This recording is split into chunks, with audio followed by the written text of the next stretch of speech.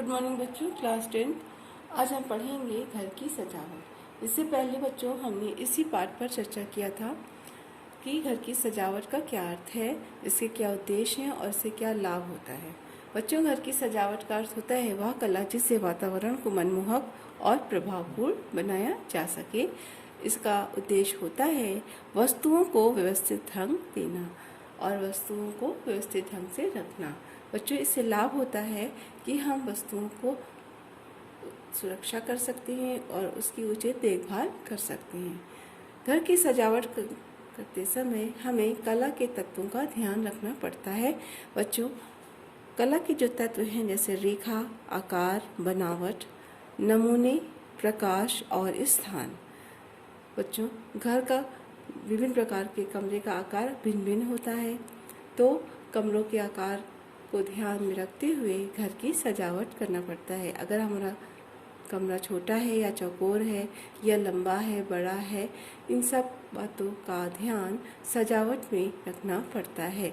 इसी तरह घर में या कमरे में प्रयोग करने वाले फर्नीचर्स का आकार क्या है, कमरे के बनावट के आधार पर ही हम लोग उसका चयन करते हैं। कमरा अगर छोटा है तो फर्नीचर छोटे रखेंगे और कमरे में इस्तेमाल करने वाली चित्र, पुस्तकें या अन्य वस्तुओं को भी हम आकार को या बनावट को देखकर ही रखते हैं। और नमूने, जैसे अगर हमारे बेडशीट या सोफ़ा कवर में कौन से नमूने हैं तो एक कोने में नमूने बनाते हैं और थोड़ा सा खाली स्थान छोड़ते हैं। इसी तरह कमरे में प्रकाश और हवा की उचित व्यवस्था का ध्यान देते हैं और स्थान यानी कमरे में रखी जाने वाली वस्तुओं को इस तरह से व्यवस्थित किया जाता है कि कमरे में आना जाना आसान बना रहे और खुला स्थान कमरे में छोड़ देना चाहिए। तो बच्चों, सजावट करते समय हमें कला के तत्वों का भी ध्यान रखना पड़ता है। बच्चों, घर की सजावट के समय हमारे पास कौन कौन से साधन हैं, उन्हीं साधन का प्रयोग करते हुए हम कमरे को या घर को सुंदर बना सकते हैं। जैसे अगर हमने फर्नीचर, पर्दे, दरी आदि का प्रयोग किया है तो फर्नीचर का क्या आकार है, वो किस वस्तु से बना है, उसकी मजबूती का ध्यान रखते हैं, उसकी सुंदरता का, उसकी चमक का, ये सब का ध्यान रखते हुए उसका चयन करते हैं। जैसे कुछ फर्नीचर बेंत के बने होते हैं, कुछ गद्दे के बने होते हैं, कुछ लकड़ी में भी विभिन्न प्रकार की लकड़ियाँ आती हैं। तो हमारा बजट जितना होगा या हमारे कमरे का आकार या हमारे पास जितना स्थान है उसी हिसाब से हम लोग फर्नीचर का चयन करते हैं और कमरे में उसका प्रयोग करते हैं। इसी प्रकार बच्चों, पर्दा भी सजावट का एक साधन है।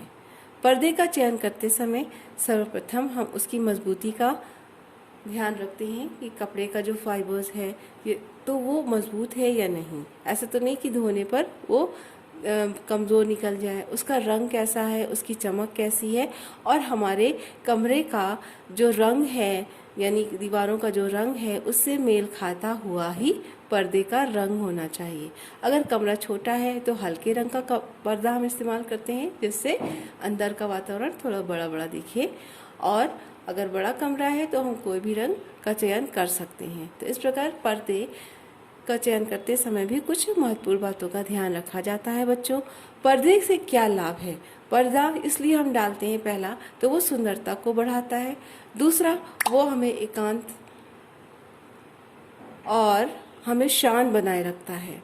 बाहर की चीज़ें हमें अंदर नहीं दिखती या अंदर की चीज़ों जो बाहर से नहीं दिखाई देती हैं, तो एक प्राइवेसी देता है पर्दा। और पर्दे से हमारा मन शांत रहता है और हवा या प्रकाश से भी हमारी सुरक्षा हो जाती है।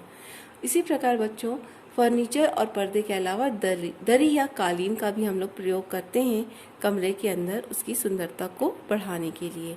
दरी और कालीन फर्श की शोभा को बढ़ाता है। इसके अतिरिक्त अगर बच्चे छोटे हैं और कमरे में दरी या कालीन बिछी है तो बच्चों को गिरने से चोट नहीं लगती, हम सुरक्षा दे सकते हैं। और दरी या कालीन का प्रयोग करने से हमारे रहन सहन का स्तर थोड़ा ऊंचा हो जाता है, हमारी संपन्नता को दर्शाता है। इसके अतिरिक्त बच्चों, घर की सजावट में कुछ चित्र, पुस्तकें या अन्य वस्तुओं का भी हम लोग प्रयोग करते हैं। इनको सजाने के लिए हम लोग बहुप्रयोज रैक का भी प्रयोग कर सकते हैं, यानी एक ही रैक में टीवी रखी है, कंप्यूटर रखा है, स्टडी टेबल को भी हम उस स्टडी टेबल की तरह भी हम उसे यूज़ कर सकते हैं और पुस्तकों को भी सजा सकते हैं और सजावट की अन्य वस्तुओं को भी रख सकते हैं।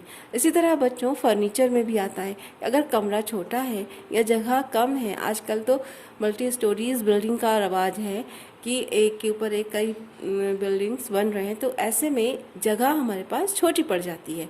तो हमें फर्नीचर ऐसा चुनना चाहिए जो मल्टीपर्पज़ हो, मल्टीपर्पज़ यूज़ की हो। जैसे बेड कम सोफ़े को ज़रूरत पड़े तो हम बेड को अंदर करके सोफ़ा की तरह इस्तेमाल कर लें। इसी तरह से बहुप्रयोज रैक का प्रयोग करते हैं कि एक ही जगह पे हमें बहुत सारी चीज़ें रखने का जगह मिल जाए।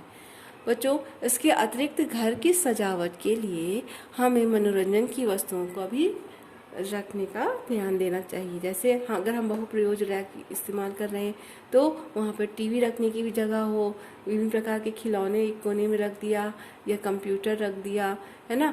तो इस तरह से हम कम जगह में ही अपने मनोरंजन की वस्तुओं को भी रख सकते हैं। बच्चों, घर की सजावट में अहम भूमिका निभाती है पुष्प सज्जा। पुष्प सज्जा ये एक ऐसी कला है जिससे आपकी रुचि का पता चलता है। बच्चों, पुष्प सज्जा घर की शोभा बढ़ाते हैं, हमारे मन को शांत रखते हैं और घर के वातावरण को तरोताज़ा रखते हैं।